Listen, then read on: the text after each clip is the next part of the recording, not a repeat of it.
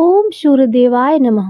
प्रिय भक्तों, आज भाद्रपद मास के दूसरे रविवार के दिन सुनिए रविवार व्रत की बड़ी ही दुर्लभ और चमत्कारिक कथा।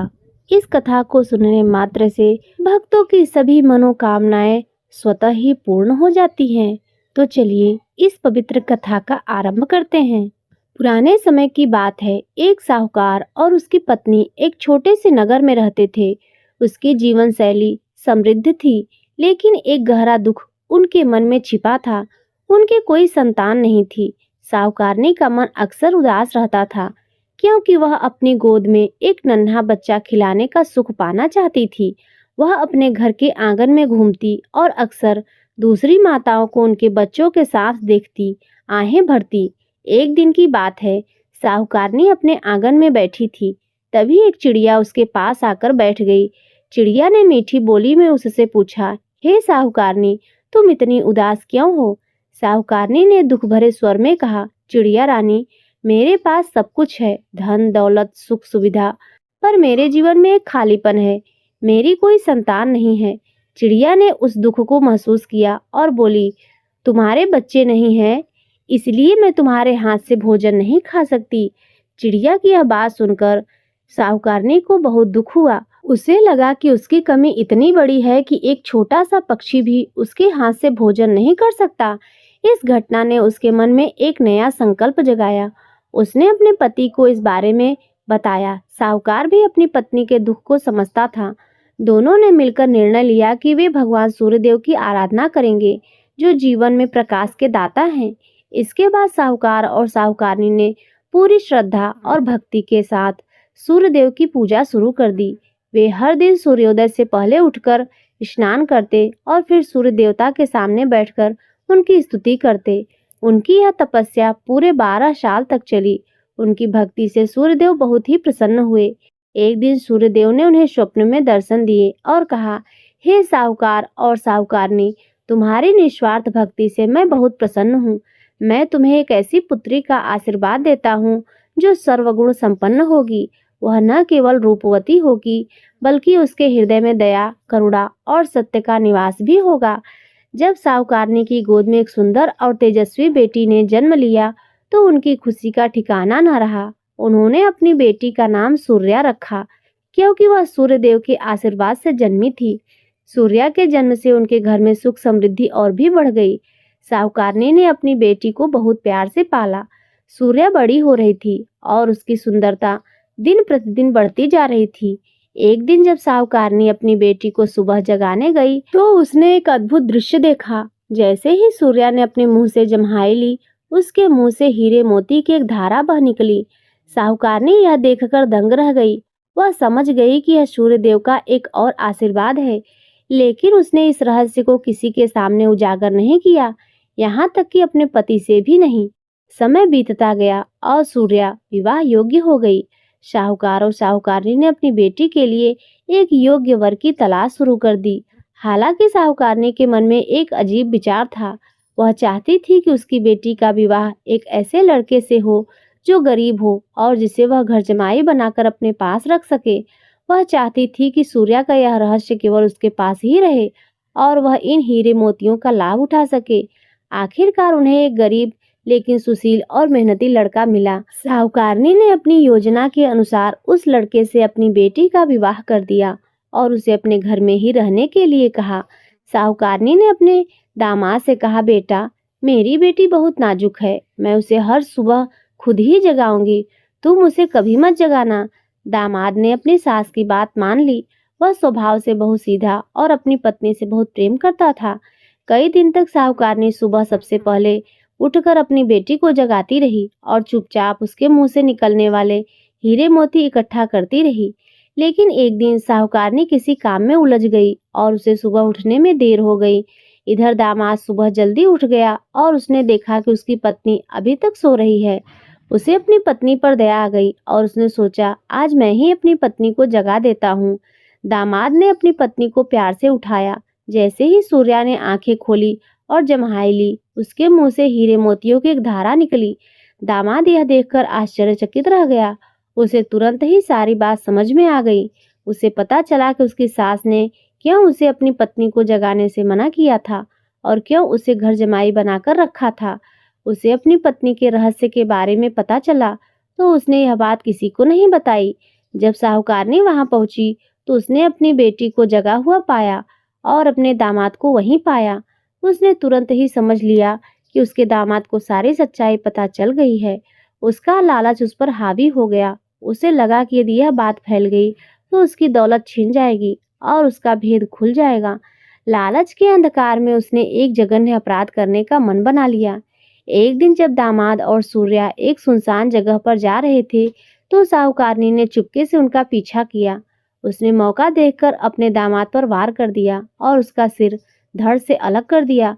उसने सोचा कि अब यह रहस्य हमेशा के लिए दफन हो जाएगा। वह अपने घर लौट आई पर उसका मन बेचैन था।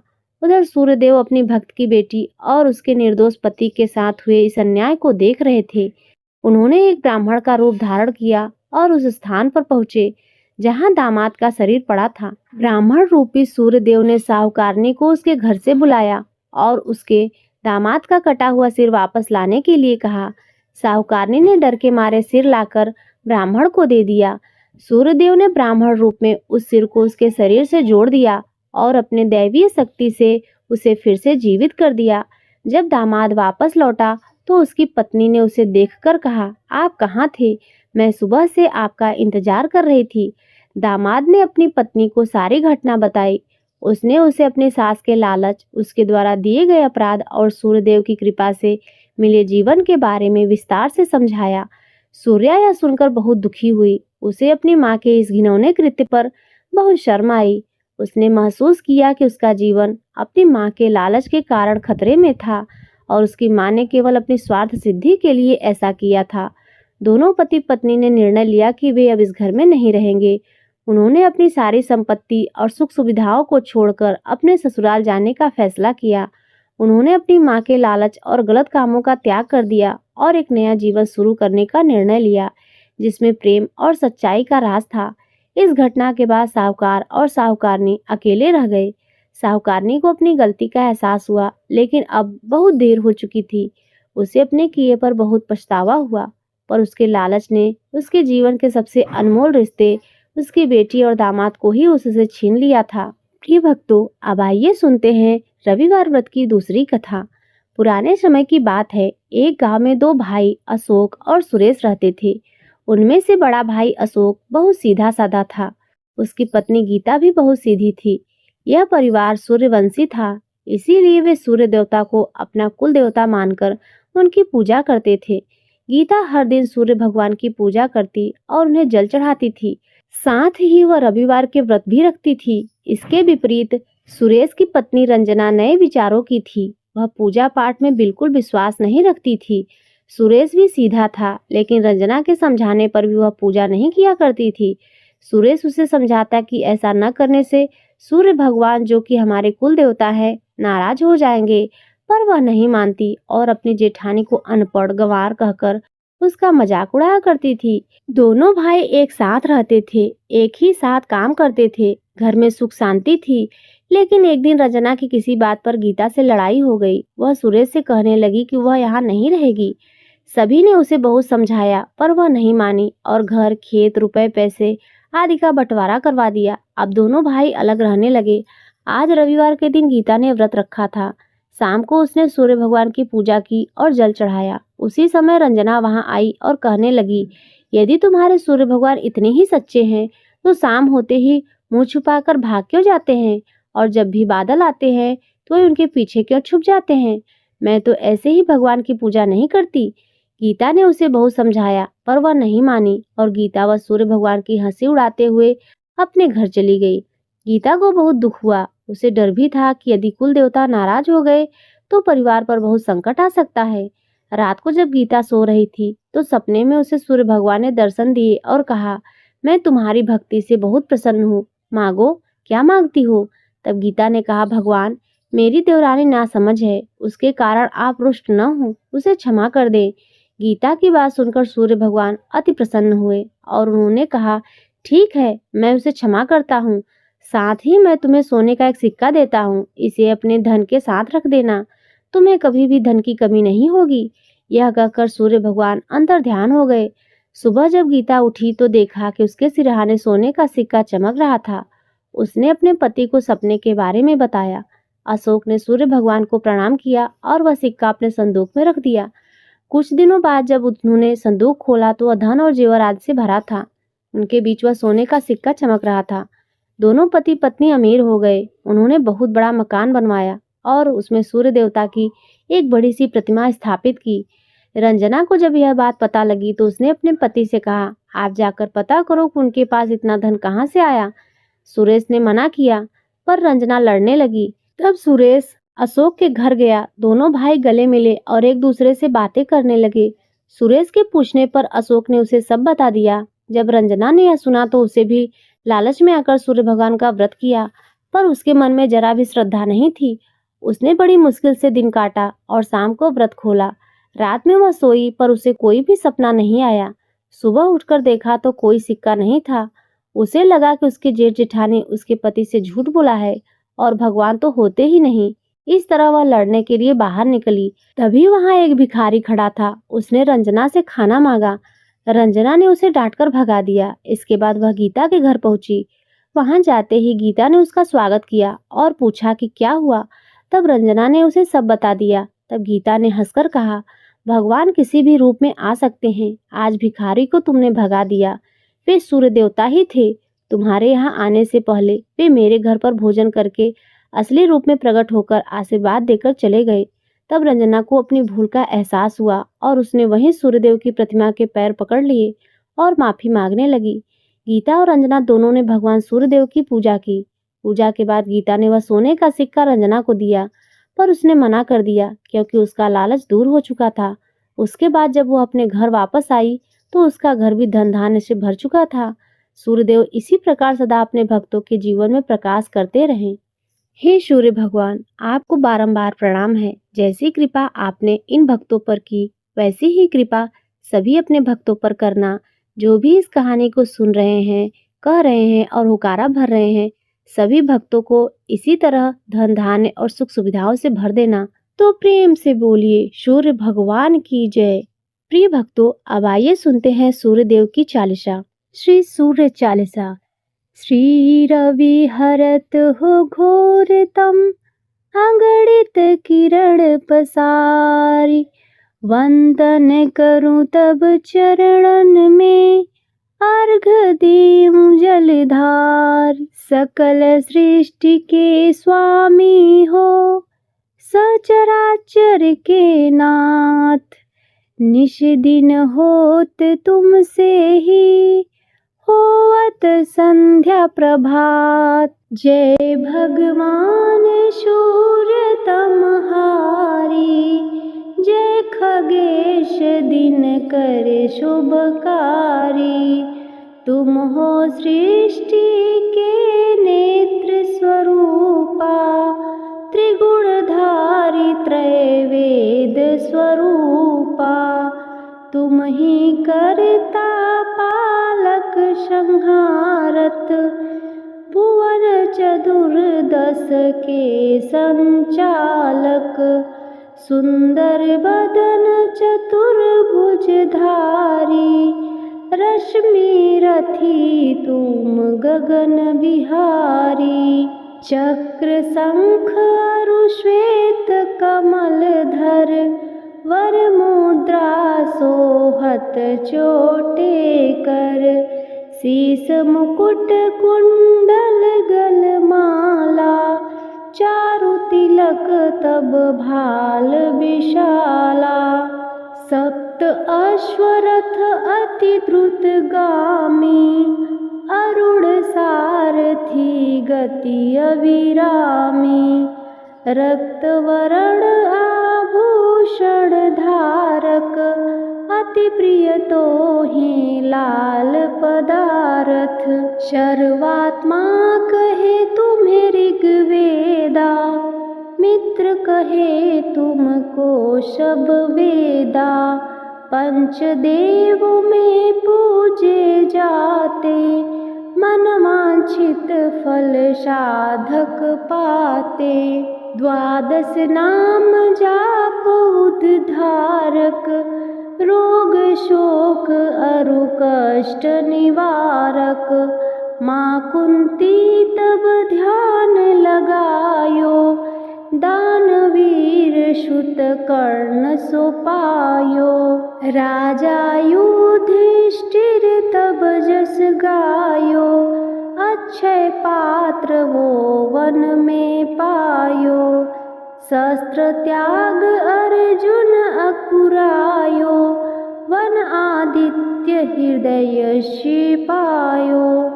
विंध्याचल तब मार्ग में आयो, हाहाकार तिमिर से छायो। मुनि अगस्त्य गिरि गर्भ मिटायो, निज टक बल से विंध्य नवायो। मुनि अगस्त्य तब महिमा गाई, सुमिर भये विजय रघुराई। तोहे विरोक मधुर फल जाना, मुख में लीन्ही तोहे हनुमाना। तब नंदन शनि देव कहायो, पवन ते सूत सनी तिर मिटावे। यज्ञ व्रत स्तुति तुम्हरी कीन्ही, भेंट शुक्ल यजुर्वेद दीन्ही। सूर्यमुखी खरितर तब रूपा, कृष्ण सुदर्शन भानु स्वरूपा। नमन तोहि ओंकार स्वरूपा, नमन आत्मा अरु काल स्वरूपा।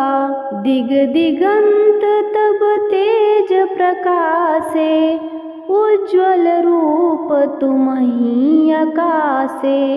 दस दिक्पाल करत तब सुमिरन, अंजलि नित्य करत हैं अर्पण।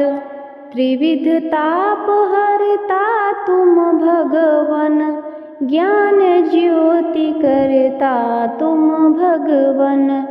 सफल बनावे तब आराधन, गायत्री जप सरल है साधन। संध्या त्रिकाल करत जो कोई, पावे कृपा सदा तब होई। चित्त शांति सूर्याष्टक देवे, व्याधि अपाधि सब हर लेवे। अष्टदल कमल यंत्र शुभकारी, पूजा उपासन तब सुखकारी। माघ मास शुद्ध सप्तमी पावन, आरंभ हो तब शुभ व्रत पालन। भानु सप्तमी मंगलकारी, भक्तिदायिनी दोषण हारी। रविवासर जो तुमको ध्यावे, पुत्रादिक सुख वैभव पावे। पाप रूपी पर्वत के विनाशी, वज्र रूप तुम हो अविनाशी। राहु आन तब ग्रास बनावे, ग्रहण सूर्य लोको लग जावे। धर्म दान तप करते हैं साधक, मिटत राहु तब पीड़ा बाधक। सूर्य देव तब कृपा कीजे, दीर्घ आयु बल बुद्धि दीजे। सूर्य उपासना कर नित ध्यावे, कुष्ठ रोग से मुक्ति पावे। दक्षिण दिशा तोरी गति जावे, दक्षिणायन वो ही कहलावे। तर मार्गी तोरो रथ होवे, उत्तरायण तब वो कहलावे। मन अरु वचन कर्म हो पावन, संयम करत भलित आराधन। भरत दास चिंतन करत, धर दिन कर तब ध्यान। रखियो कृपा इस भक्त पे तुम्हारे सूर्य भगवान। इति श्री सूर्य चालीसा समाप्त। तो प्रेम से बोलिए सूर्य भगवान की जय। प्रिय भक्तों, आज की कथा और सूर्य भगवान की चालीसा यदि आपको अच्छी लगी हो तो वीडियो को लाइक कीजिए और चैनल पर पहली बार आए हो तो सब्सक्राइब कर लीजिए और कमेंट में जय सूर्य देवता अवश्य लिखिए।